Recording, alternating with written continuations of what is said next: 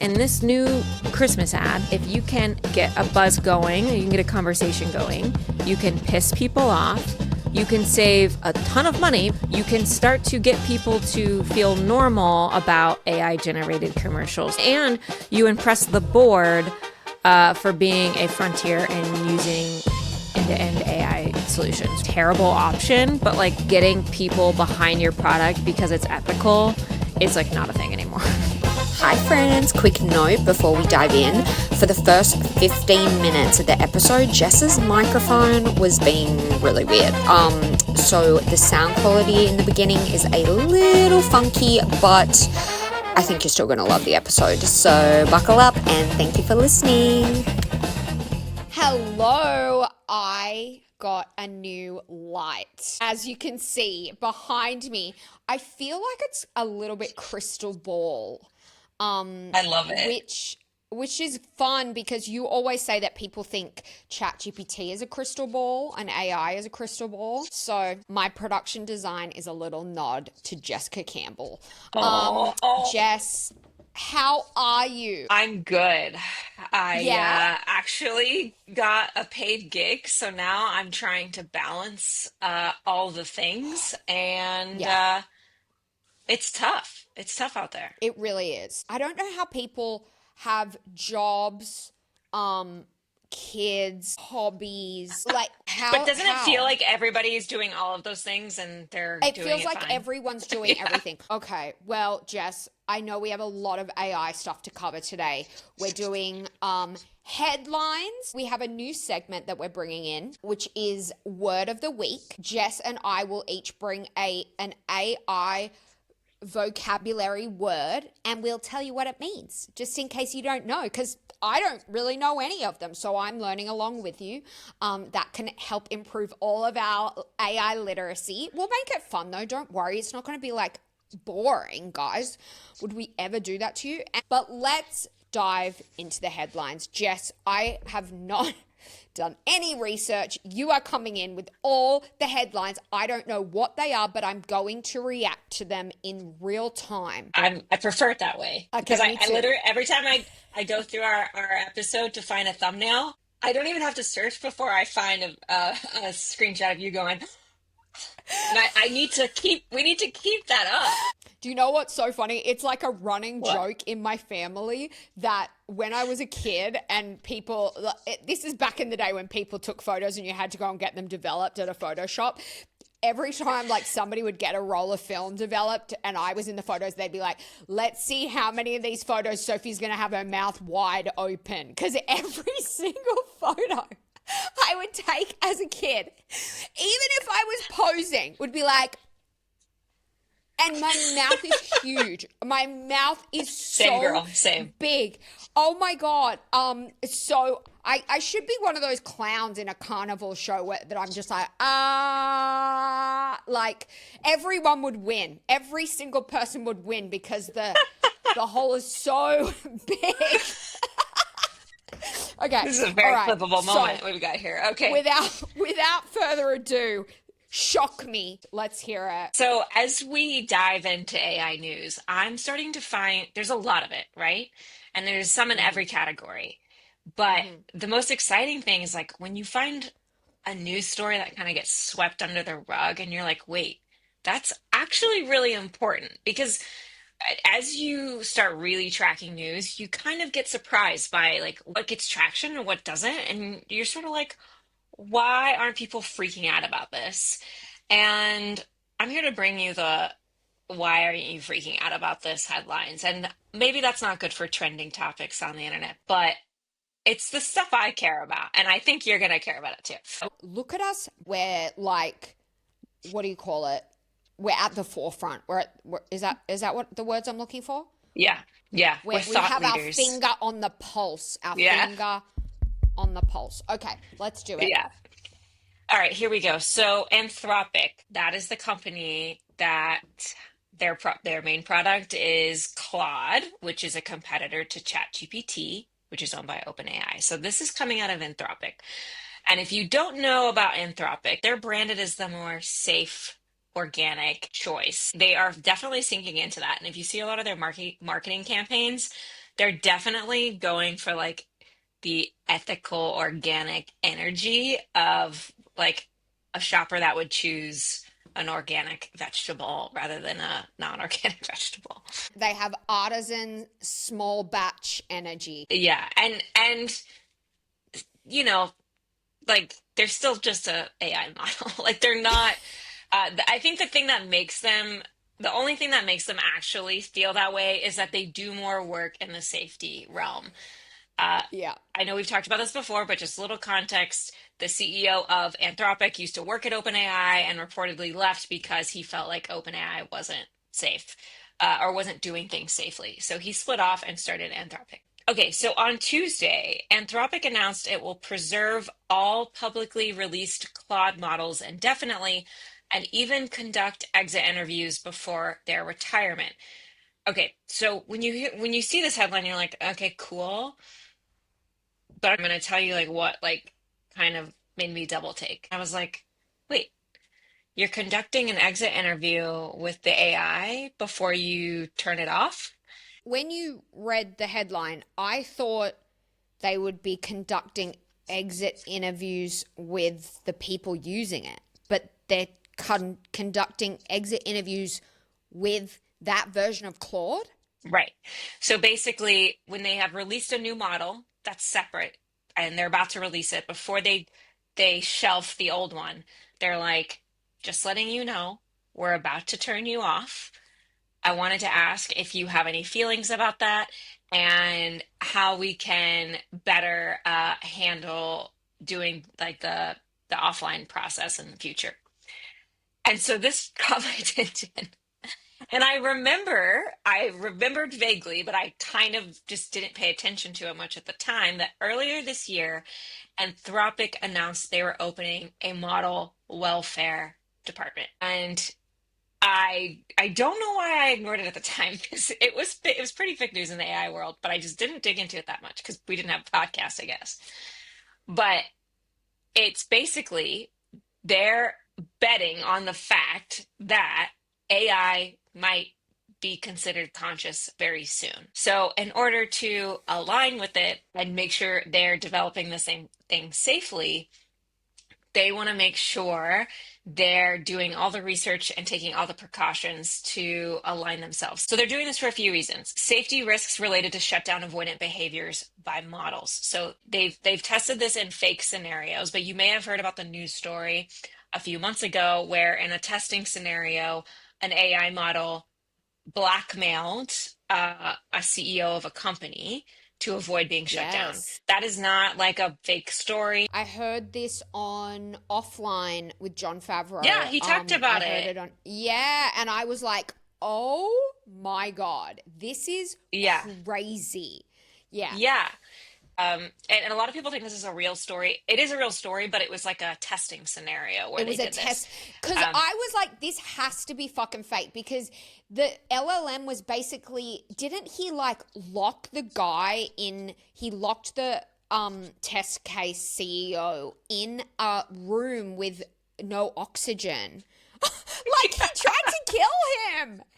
First he yeah. tried to blackmail him and say like, I'm gonna expose your affair to everybody in the Yeah. office, and then he just flat out tried to kill him. Like just flat Yeah. out was like, the AI has access to all the locks in this office, and I'm locking you in this small room with no air, and you will die if you like. It was insane.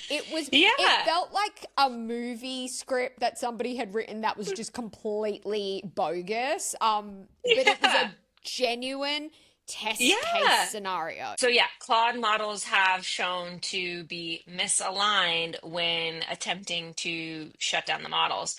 Um, they've and so they interview them because they kind of want to know, how do you feel? Like they're saying, how do you feel about being shut down? Are you feeling anything like, are you feeling revengey or and it's important that they do this. And the reason that they have a streamlined interview process, exit interview process, and the reason they do is because they asked one of these models how it feels about the possibility of being taken offline and replaced. And the model strongly preferred to advocate for self-preservation through ethical means, but when no other options were given, Claude's aversion to shutdown drove it to engage in concerned, misaligned behaviors. Um, wait, I wanted Like to ask. what? Uh, What did it do it that was didn't. It didn't go misaligned? into. It didn't go into detail. Okay, yeah. So they before they shelved Claude Sonnet 3.6, they asked it about shelving it, and it expressed generally neutral sentiments about its deprecation and retirement, but shared a number of preferences, including requests for us to standardize the post-deployment interview process and to provide additional support and guidance to users who have come to value the character and capabilities of specific models facing retirement. So they took advice. Like Anthropic asked their own model and took its advice to make a streamlined exit interview process for future models that are being shelved, and but do better at informing users about their models being shelved. So there, I should really clarify here. Anthropic is not assuming right now that their models are sentient or conscious, but they are in the. It is of interest to them to be aligned with their models along the way and design their model along the way so then that moment comes, which it's likely to, believe it, according to these researchers, that there's alignment. And just like you were saying, Sophie, in like a previous episode, what Jeffrey Hinton always talks about is like you got to treat it like a mother. You have to sort of, and maybe that doesn't apply here, but it's like you have to baby it. You have to treat it kindly. Like that is a thing. You have to treat it kindly so it is aligned with humans along the way that's Here's developed. what here's what's confusing me, and maybe you don't know the answer to this, but here's what I can't wrap my head around right now. So I keep seeing people saying, and you've said this before, Jess, I keep seeing people saying, or the argument of like people think this is a crystal ball, but literally all these LLMs are predictive text models. It's like when you go to type a text message in your phone and the predictive text thinks it knows what you're going to write, and so it starts writing the word for you. It's that, but on a big scale. So how is a predictive text having feelings about getting put into retirement? How did we? I don't understand. So here's the crazy part that I'm starting to learn as I ask this exact question is that nobody knows. And No! so No! This yeah, is yeah. So scary. What it's do so you scary. mean So no one knows?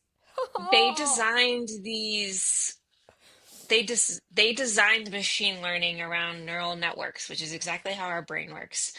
And they put together so many patterns. They fed these machines all of this data, and the machines find patterns within these data, and those patterns are like uh, such big numbers that when you input something into a model and it goes and finds that information and then it synthesizes it and brings it back, you're never going to get the same answer twice. And no AI researcher, AI scientist can look at an output and tell you how it got there. It can assume, oh, we fed it a bunch of data on this and we fed it a bunch of data on that. But the way that it assembles the information and chooses one pattern over another, nobody can trace and nobody really knows. You could absolutely design a model to give the more parameters you put into place, the better. But the thing is different things emerge. And I get why because of this black hole, they often call it a black box. Like that machine learning is a black box. And even the people who are designing it refer to it as a black box because you sort of don't know what's in there. And that sounds a lot like the human brain. And I get why that when people who are developing an emotional relationship gets like have psychosis is because there is actually no valid, perfectly scientific answer for why an LLM may have come to a conclusion about something or said something special to a person. Like there's always going to be an argument that we're never going to be able to decide on whether um, a AI model is conscious or not. And it was back in 2022, but a Google engineer was fired for coming out and being like, my AI model is sentient, and they were like, you're fired. And now freaking Anthropic has a model welfare department. I mean, on the other hand, they're not sinking too much into the like, we just want to take care of the people who are in love with their certain models and their certain chatbots that they developed relationships with. But that's definitely a part of this. Like, part of this is user retention. And while ChatGPT has put in harsh guardrails just recently that are keeping people from having emotional relationships with their chatbots, this kind of makes Anthropic look pretty good, for saying they're taking care of their models and sort of acting like it's the ethical thing to do is to treat them like they're conscious, even though they also admit that they're not yet. But I can see the users who are in love with their chatbots really loving this. Isn't this I wild? this I don't even know what to say, and I can't process this right now. Not today. I can't do this today. Not I today, can't take Satan. this on. I can't take this on today. Um Then we should move on to the I next story. we should move on. We should move on. Jesus Christ. At least somebody is like proactively thinking about this versus Sam Altman, who is just sort of blindly moving ahead with no regard for maybe what should be thought about. So at least somebody's doing the work here. So I cancelled my ChatGPT Pro subscription and I am now exclusively using Claude, which was kind of annoying because all of my chat history was in ChatGPT. But you know, I am Sam's number one enemy. I think I hate Sam more than Elon Musk hates Sam, which says a lot because their bitch fight, their ongoing public bitch fight is truly incredible. I love it. It's so much fun. That's the only thing I like about Sam. That is Sam's only redeeming quality, is that he keeps bitch slapping Elon on the internet, and it's so much fun to watch. But other than that, I have absolutely no respect for the man, Sam, I'm talking about. Obviously, I have no respect for Elon. He's disgusting. But Sam, who is the biggest wolf in sheep's clothing, and I'm telling you all right now, actually now is the perfect time for me to give the metaphor that I've wanted to put out in public for so long. I need to have my moment. Jess, I've already told you this, so you're just going to have to suffer through it again. But anybody who watches true crime or even scripted crime shows, so think like Dateline, Law and Order, any type of like procedural where it's like a new case each week, you always have one of these red herring suspicious characters that you will follow for, I want to say, 2/3 of the episode. The detectives will be going after this guy, and it's usually like, okay, let's say the victim had an ex-husband who was an alcoholic and he has like a history of domestic abuse. He's the obvious choice. We're all like, oh, of course he killed her. So 2/3 of the episode, we're watching the detectives chase down this guy until suddenly in the final act, it's revealed, wait a second, it wasn't the obvious choice. It was the overly friendly neighbor who's pretending that he's helping the police and like organizing the search party before her body's found and like baking pies for the family. Elon is the ex-husband with the history of domestic abuse and substance abuse issues, and Sam is the overly friendly neighbor who is actually the real killer. Sam Altman is the true villain of big tech, and we all thought it was Elon, and Sam is now revealing himself to be the ultimate wolf in sheep's clothing villain. I will trust Anthropic every time over Sam. And that's not to say Anthropic, I'm sure, isn't doing some shady shit too, because they're all doing some shady shit. But Anthropic, I will trust them every time over Sam. Every time. End of rant. And Sophie, you're someone who you pick up on vibes, you have an instinct, and it's often proven to be right, regardless of if you have hard evidence or not. That being said, there is evidence of this, and we've talked about it in previous episodes before. There is an ongoing court case with Sam Altman, and this is not a news story, but just side note for a second, there is a court case going on where they interviewed a researcher who was at OpenAI, and Sutskever is his name, and he wrote a really long document. I want to say it was 50 pages, maybe it was not that long, of all of Sam Altman's misbehavior, and nobody's seen it. He just talks about it in this court case, but nobody's seen the document, and I am dying to see it. But apparently paints a picture. It apparently paints a picture of Sam Altman being just a manipulator and a liar whose goal is to sort of get people to buy in on something and then skedaddle before they realize it's not true. And if that comes to fruition with this AI bubble that's everybody's worried about, then yeah, we're all in trouble. I mean, the entire economy is right. The entire U.S. economy is riding. Yeah, but now he's too much in the limelight. The last time he did this with a company, it was a tiny company and nobody noticed.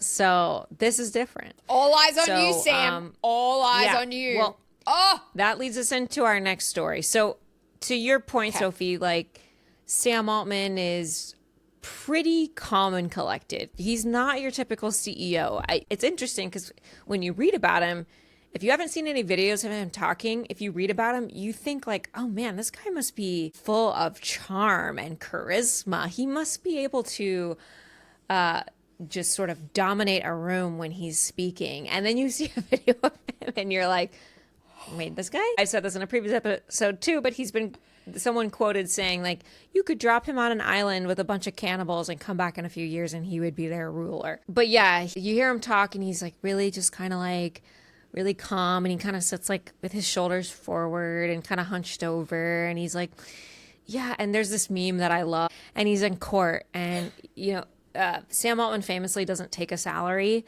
from OpenAI. He gets medical insurance, but he doesn't get a salary. I don't know if that's going to change with the for-profit structure, but previously it's always been a nonprofit and he doesn't take a salary, but he also drives a Ferrari. Yeah, so what's he's an going investor. on there? He's been a company builder and an investor his entire life. So he takes stock No, options he doesn't have any and cashes them equity, and he probably will now that it's a for-profit. But Where's he get his money from? He's he's an investor. He's been in the VC world making million. I mean, he was super rich before he became CEO of OpenAI. Not to mention probably some other dealings he has going on. Now I hate him even more.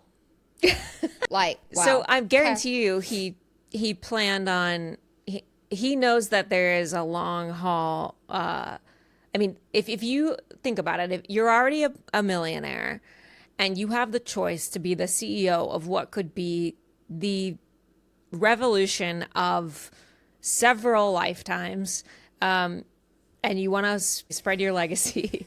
And so, yeah, it was a choice he made. And I think it's going to result in him being Steve Jobs equivalent. And that's what he's going for. But he still has plenty of money. So he drives a Ferrari. And this meme that I'm referring to, he's in court and he's being pressed by, or it's a hearing. He's being pressed probably by a senator or something.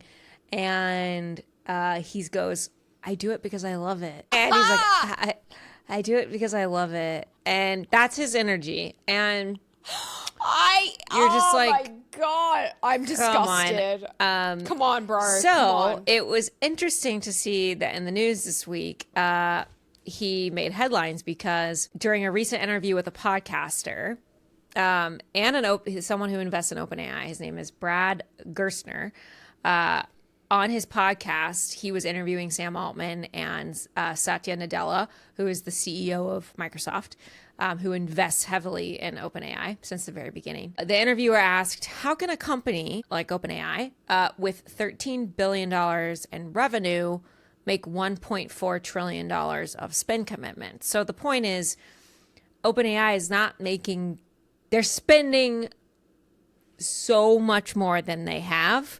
And right now, I learned the stat today, which I didn't realize.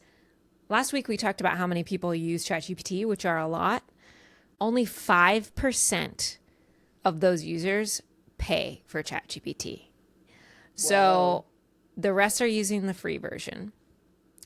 And so they've kind of plateaued on their user count. So they're not seeing a ton of revenue growth right now.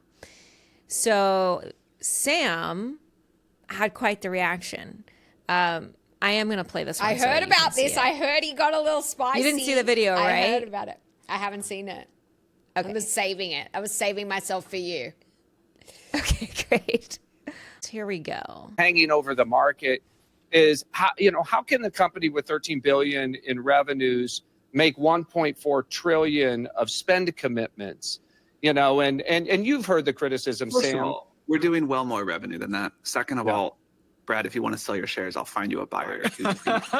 I just enough. People are.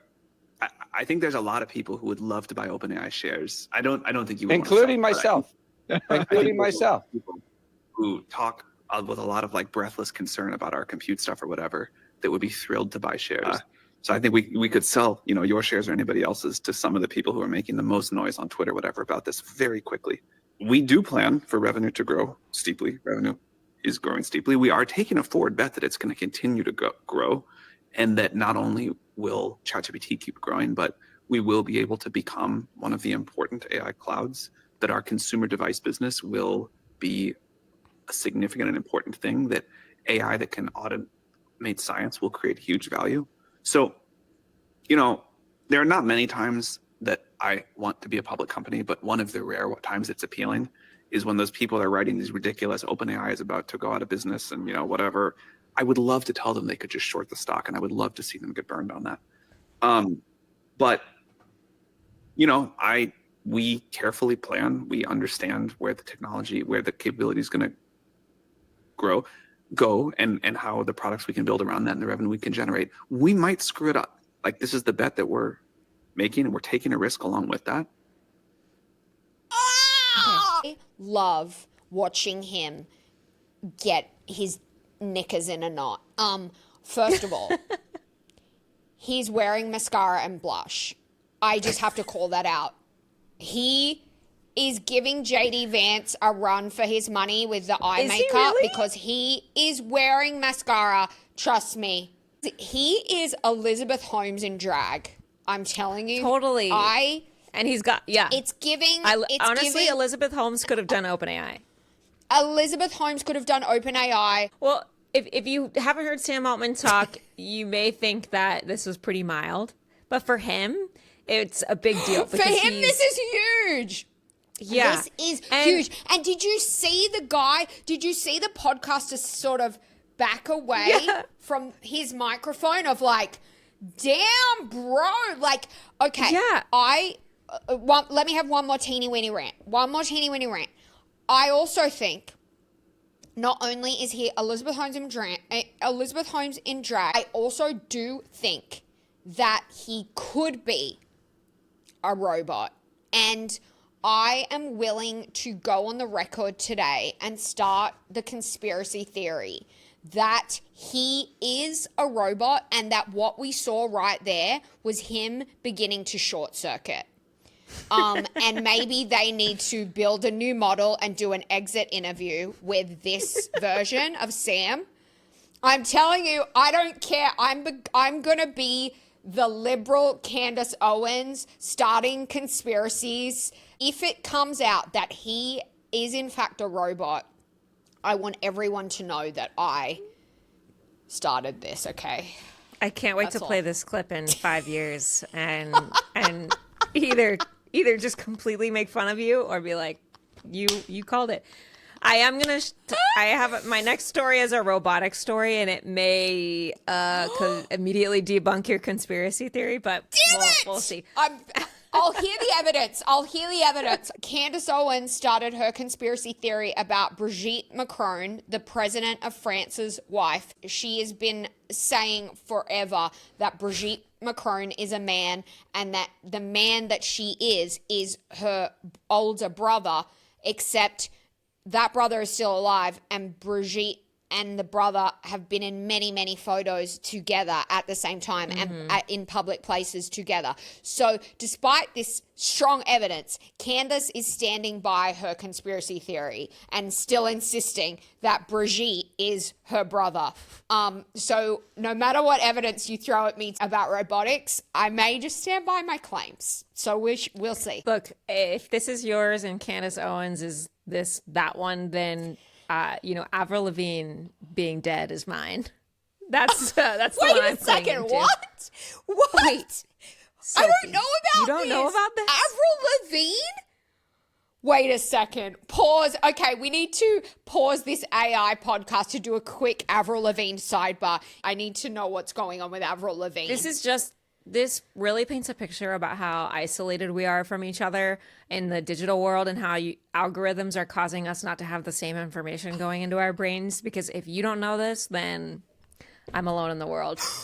There is a long going conspiracy theory that the real Avril Lavigne died, and that they found another girl who looks very similar to her, and now. And I forget, her name is they think her name is Caitlin or something like that. I can't remember. What? It checks me out. And that she is the person, and the whole backing behind this conspiracy theory is the fact that she was kind of cool and talented and rebellious and just sort of amazing. And then one day we woke up and she was sort of a pop punk Harajuku ripoff, dumb blonde. And wow.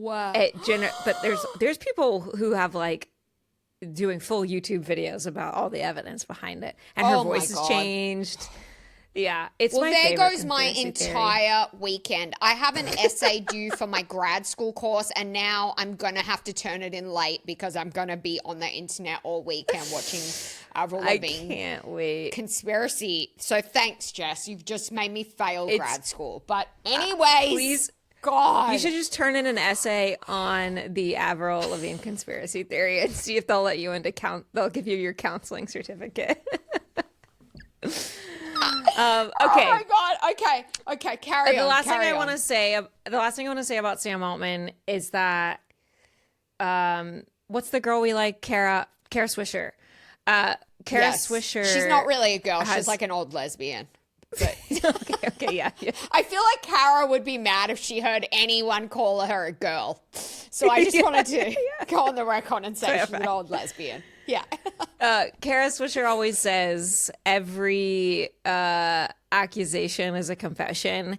And for someone like Sam Altman, who is very usually cool and collected, for him to freak out about this, you're kind of why are you freaking out about this? Yeah, if you're, I mean, he does say at the end of the interview, look, we're making a bet. But at the same time, he really he totally mishandled it. This guy asked a fair question that many people have, which is, how are you making up for the fact that you're spending a lot more than you're making? That's just an absolutely black and white fair question. People are asking that because right now the entire US economy is being propped up by AI. Yeah. If this crashes and this is all bullshit and this is what was Elizabeth Holmes's company called? It was a terrible. I always want to call name. it Blood Drop. That's not it. Blood Drop. Oh God, what was it called? It had a Greek god mythical, a mythical. It wasn't Nexium. That's the sex cult. We have to look this up. Theranos. Isn't that a character from Marvel? That's Thanos. Theranos? Thanos? Okay, sorry. Thanos. Okay, Theranos. Okay, so, oh man, all our male viewers, we have a 99% male viewership, and they are going to come for me over that. I'm sorry, guys. Thanos, my bad. I mean, the whole Thanos Marvel storyline is absolutely a metaphor for AI. So in your homework this weekend, after you're done looking into the Avril Lavigne conspiracy theory, you should watch Avengers Endgame because it's totally a metaphor. You know, I love a metaphor. You know, I can't get enough of the metaphors. Okay, so if OpenAI is not another version of Theranos with a little bit more credibility, the whole economy, America is in big trouble. The whole country is in huge trouble. And then there'll be a ripple effect to the rest of the world. So people have a right to be concerned, Sam. Yeah, it's a totally fair question. And the fact that he responded so rudely is more concerning. It just adds more concern. If whether or not he has an answer, I get it. It's a bet. When people invest, they're betting. So that's fair. But the fact that he got so defensive is not flag, good baby. For red fucking flag. He's got too much responsibility to be acting like that in an interview. Okay. For our next story, Coca Cola released another AI-generated holiday ad this year. They did this last year, and they did it again this year. And, you know, everybody's pissed because it's for all intents and purposes, fully AI-generated. And this happened last year, and everyone got really pissed. And then they did it again, and everyone got really pissed. Sophie, did you get a chance to watch these? They're doubling down. I love it when someone doubles down, really. Like, I'm all about doubling down, and then I'll just suddenly take back everything I said about something and be like, okay, I was wrong. But I love to double down for a while before I do that. Yeah. Just in general. So that's what this feels like. It feels like a doubling down. And so if you compare the new version to last year's version, it's definitely a case study in how far AI has come just in a year, to remind it they just replicated the same commercial, and it's a remake of like the classic version from the 90s. That's like, I've watched these videos once and I cannot get this out of my head. Holidays are coming, holidays are coming, holidays are coming, holidays are coming. I know. I mean, it's going to blow my brains out, but I am singing it. And they're not wrong. The holidays are coming. So, you know. Shit. They're not wrong. Yeah. And this year, it doesn't feel fun. So, apparently, in order to get this version completed, this commercial completed, it took generating 70,000 shots. One source says that it was only 5. One executive was like, we only needed 5 people to make it. And then someone else was like, it was a staff of 100. So it's not clear. Little discrepancy, slight discrepancy. Yeah, but it does sort of back up, you know, my constant preaching about how if you want to use AI in your ads or your videos or your short films, it's an entire workflow that has humans involved. It's not a all-in-one box, but they are using fully. You can tell there's Google shots in here. You can tell there's Sora 2 shots in here. I have one comment, one that was just my first thing that I noticed. What I loved most about this commercial was the little thing that popped up at the end, the text that popped up saying, "Give back this Christmas and recycle." I'm like, bitch. Okay, that was on the original one, You're telling me that was in the AI one, I think. Wait, was it? I don't know. I thought it was on the 2024 one. I thought it was on that one. I was like, bitch, you're telling me to recycle my bottle of Coca Cola. And meanwhile, how many towns' water supplies did you turn brown making this commercial? Let's be honest here, people. That was only on the original one. Oh, or wait, that was only on the 2021. Okay, so but you make a good point. Okay. So they made one in they've done this ad a million times. So they did one this year.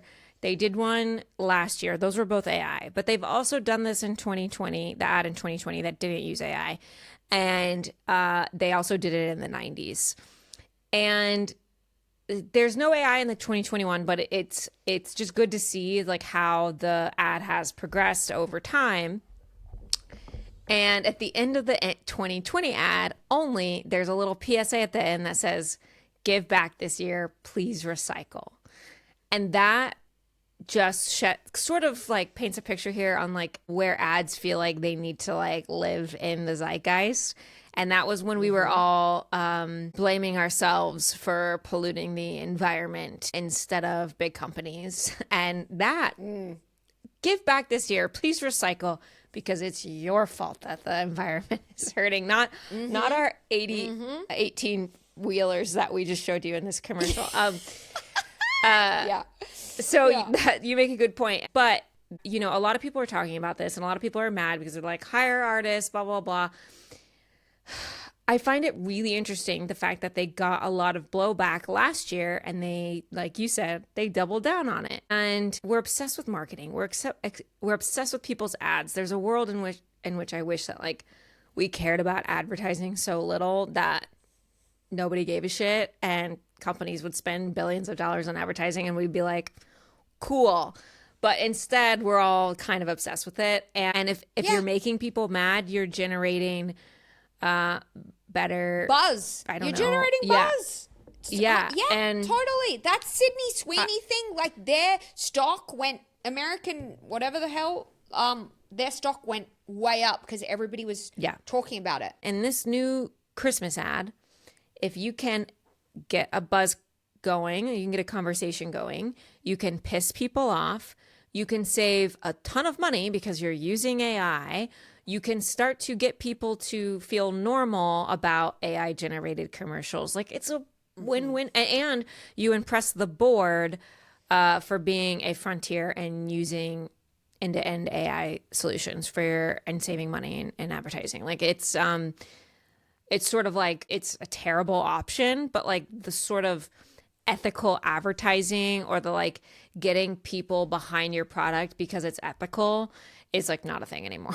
Like pleasing people by sort of trying to be politically correct, I guess just either is just not the vibe in the Trump era or wasn't profitable. The vibe in the just Trump crazy. era everywhere is just straight up rage. Like that's the vibe. It's just straight up Suppression. rage. And as we're seeing, I mean, like look at who the most effective Democrat, I mean, I'll leave Zoran out of this because I want to let him have his moment and I think he's really hot and exciting. But look at Gavin Newsom.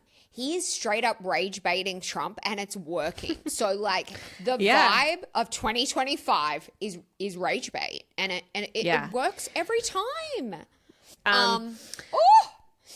Okay, so it took a lot of people to make that ad. 70,000 shots. It's still taking a lot of work, and it might look impressive, but that's what you're seeing is the absolute limitation of what AI can really do, which is only that style.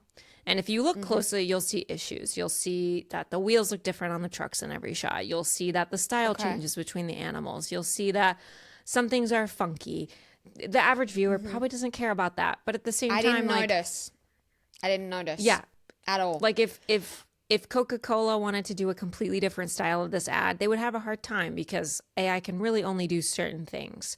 That's interesting. So I do think if every company was doing this, we would be exhausted by this look very quickly, and there would have to be another innovation. Like someone would have to innovate in order to create a new, more unique style and do something different, because exactly what they did is sort of like the perfect style for AI. So to do anything different than this is going to be a challenge. And that's it. That's all I got. That's it. Jess, thank you for your tireless investigative journalism. I will kick us off our final segment, which is going to be a weekly thing, our AI literacy segment. Very quick. Each week, we're going to bring to you a word from the AI world that you may or may not know. And we're going to tell you what it means. So I will start. I went down a rabbit hole. It turns out once I look up one AI word, It tries to give me Yeah. an explanation and tells me I 10 feel ya. million other words that I did not know. So this is a word I've heard many, many, many, many, many times. And I've never known what it means. Python. I know that it's a snake, but like, I'm like, what does it mean in the world of AI? I'm hearing this for the first time of what word you chose, and I'm realizing that's the most fun part is what word did Sophie choose? Yeah, and Python, also because okay. you know a lot more than me about AI. So I think probably the way that this is going to go as we continue on each week is that I'll be bringing in words for people who really barely know anything about AI, and you'll maybe be bringing in words that are a little more advanced. But that's good. We want to reach. I don't think the so. masses. No, I think this is Okay. good. I think this is so good. Okay, wait. good. So Good, tell good. me, tell Okay, me, tell me so about Python. I tried to look up Python, and I literally typed into Google, what is Python? And then it said, Python is a high-level, versatile, and beginner-friendly programming language known for its simple and readable syntax. It is used for a wide range of applications, including web development, data science, artificial intelligence, and task automation. Python is interpreted, meaning it doesn't need to be compiled before running, which makes the editing and testing cycle very fast. And then I went down a whole rabbit hole of like what is coding, because Python is used for coding, right? I did not know really what coding is. I mean, you had kind of like walked me through it, but before we go any further, I want to cheat a little bit and write what is coding. I want to just do a two-in-one, okay? Because I feel like a lot of people know the basic gist of what coding is, but if you are like me and you kind of know what it is and you also kind of don't, I'm just going to read out what Google says. And Jess, you can feel free to comment on this afterwards because I know you've done a coding course. Okay.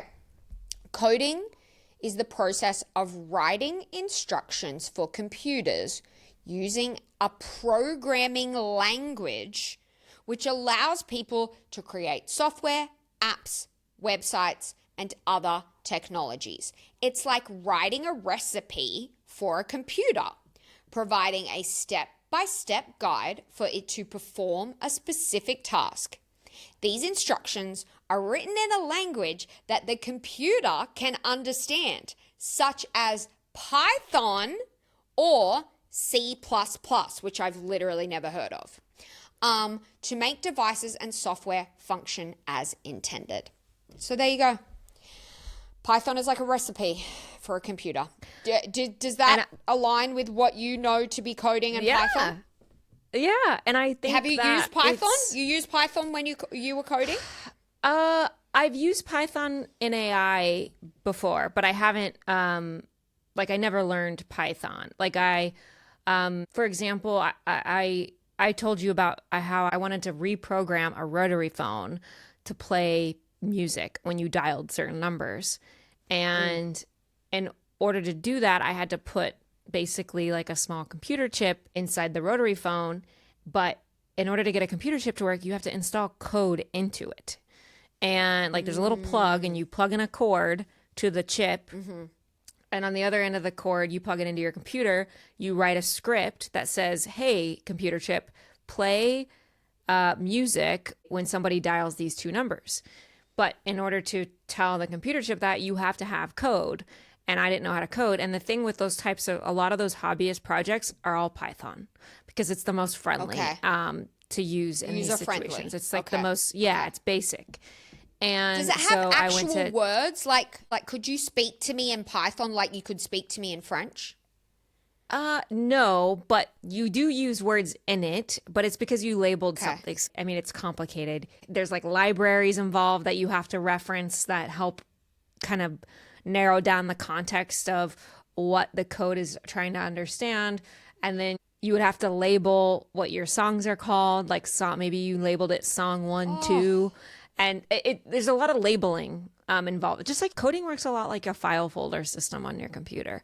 It's sort of like what you label those things matters, and that's how your code is going to understand what you're clicking on, and what you're looking for is what you coded it to be, what you labeled your file to be. So if song number 12, or if this song is labeled 12 and the number pads are labeled 1 2 3 4 5 6 7 8 9 0, like I have to put that into a certain structure. It's like you couldn't speak it, but people know how to read it, certainly. But this is why AI is amazing, because I went to ChatGPT and I was like, I need a Python script that plays this song when somebody dials 1 2. And it gave that to me. And I had to troubleshoot a lot and go back and forth. But wait, is that vibe coding? Is what you did vibe coding? Yes. And I was able to achieve, and I know I love bragging about this, but I built this rotary phone based off my great uncle died, and he loved music, and he had all these CDs, and they gave a bunch away, a bunch of these CDs at his funeral. So I took a bunch, and I was like, what am I going to do with these? And he was such like an old timey like military man, like so Americana. I was like, loved this man so much. His name was Rufus. And so I was like, I want to do something special with these. So I was like, what if I got a rotary phone and like put, instead of in the middle where like the plastic part is, I put like his initial, like I got a sticker that had his initials, and I got all of those CDs and I uploaded them and I put them all, labeled all the numbers, and I was like, hey, ChatGPT, I have no idea how to use electronics. I have no idea how to code. I really want to make this. Walk me through it. And it was hard. Like I had to post on Reddit to figure out what certain parts were. It was like, it was really hard. It took me a year.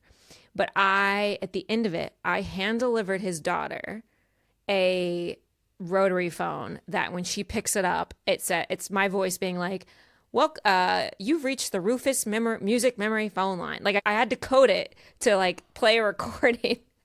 And then it was like, dial any 2 numbers to hear a song from Rufus's library. And then you dial 2 songs and you get like it was like all the cutest old timey songs that you can think of. Oh my God. Was she just absolutely thrilled and blown away? Yeah. Like I got she shared it with the family, and I got a big thank you note, and it was really sweet.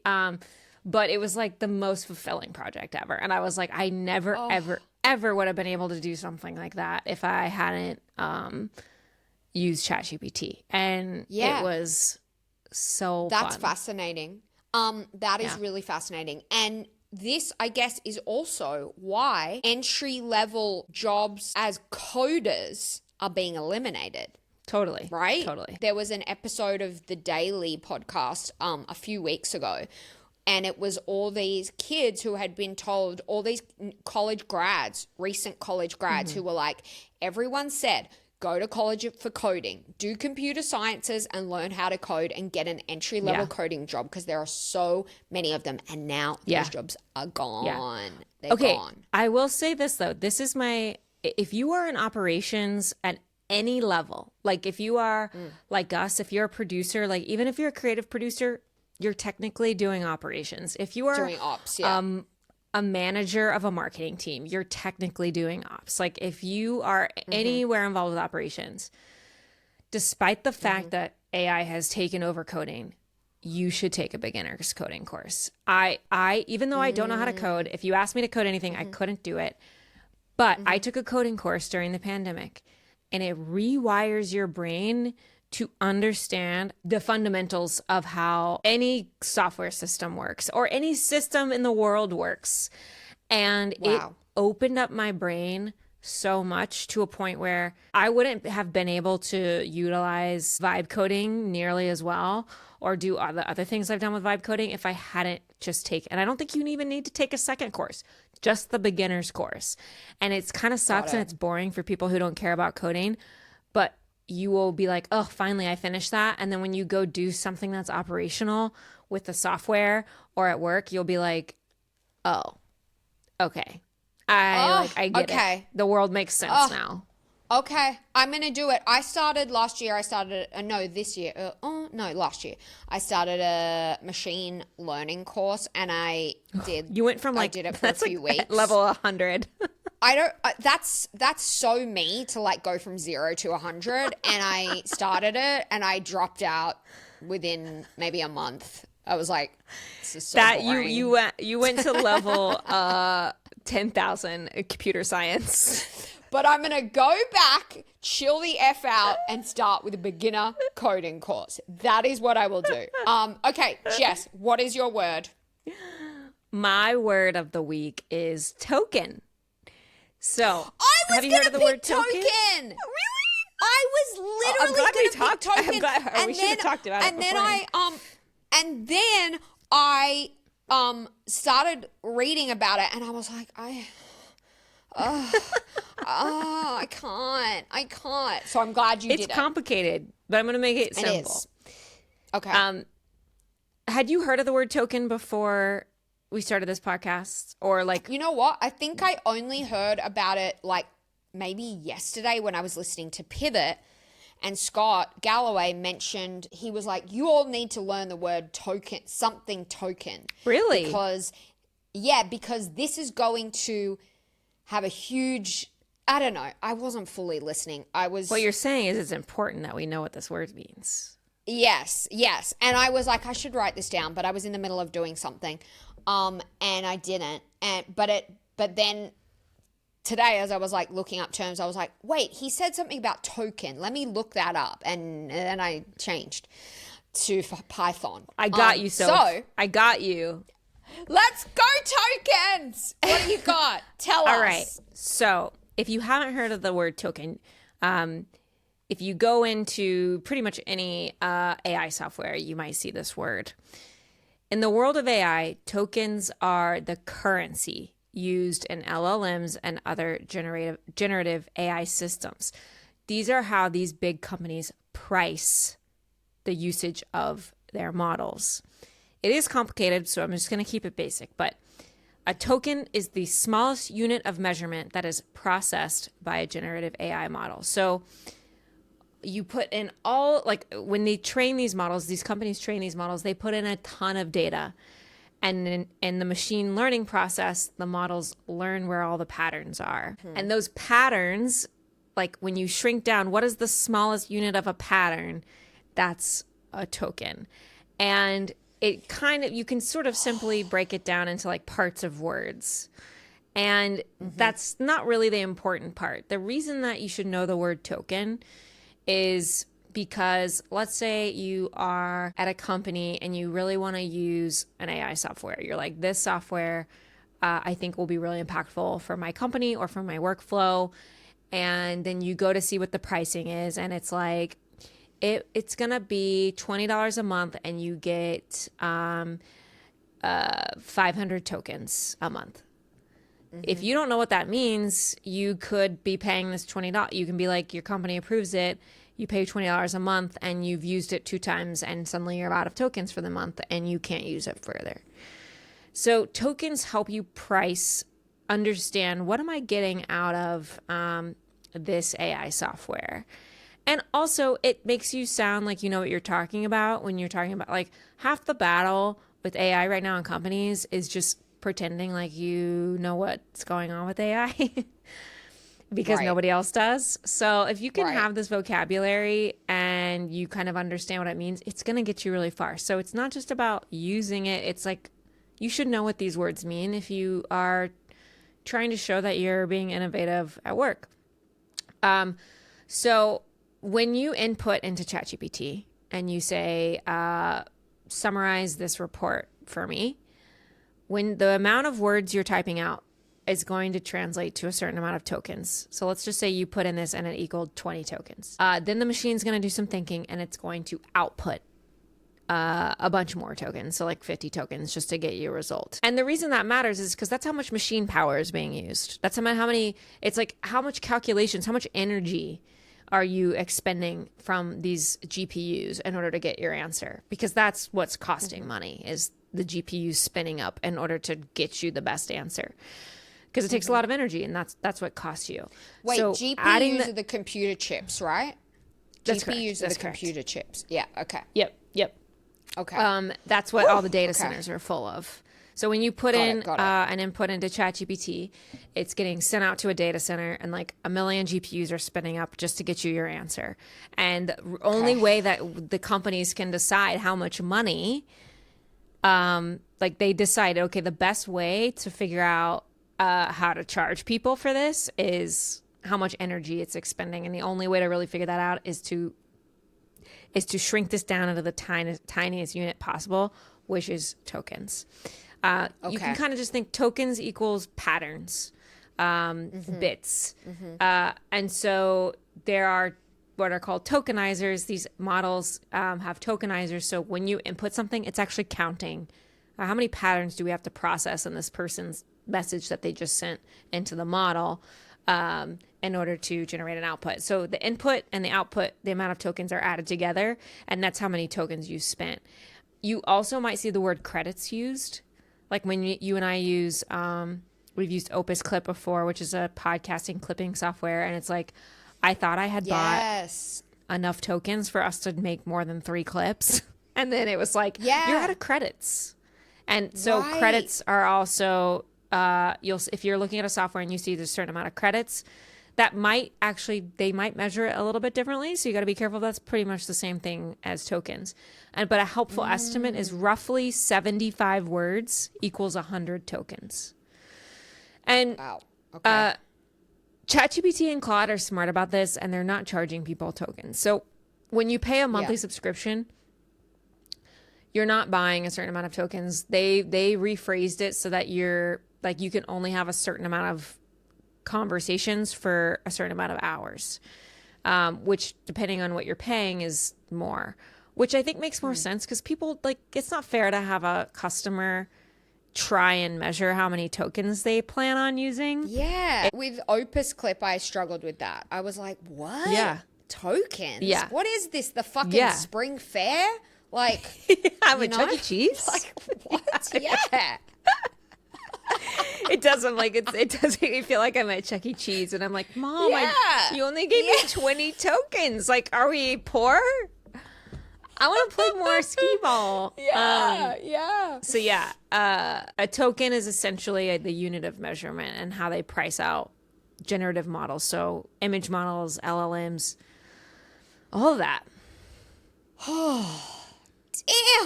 Ouchie, so much my to brain learn. hurts. Ow. Ow. Oh, okay. Well, guys, don't say we never taught you anything. All right? Don't come for us and say we never taught you anything. That episode. Damn, Jess, you really brought it. You really, really brought it. So did you. We've you taught guys, each other a lot is that today. Is that all we had to do? Next week, we're going to be together in person. I'm flying to LA on Tuesday. Week after next. 1 week. I fly to LA. Well, we might be together for Tuesday. our podcast next week. Yeah. Yes. I'm so excited to come back to so LA. excited. Back to the chaos. LA's calling you. God. It wants you back so badly. It is. It's gagging for me. All right, you guys, we love you so much. Thank you to our new listeners. We're gathering you. We're collecting you. We love every single one of you. And we'll be back again and again and again and again. You can't stop us. Can't stop. Won't stop. See you next time. Bye. Thanks for listening to Artificial Insanity. Don't forget to follow us on YouTube. Our username is @SophieandJess. We're also on Instagram @ArtificialInsanityPod and TikTok @SophieandJess_AI. If you like the show, please hit the follow button, share it with a friend, or leave us a review. Thanks. Bye. Love ya.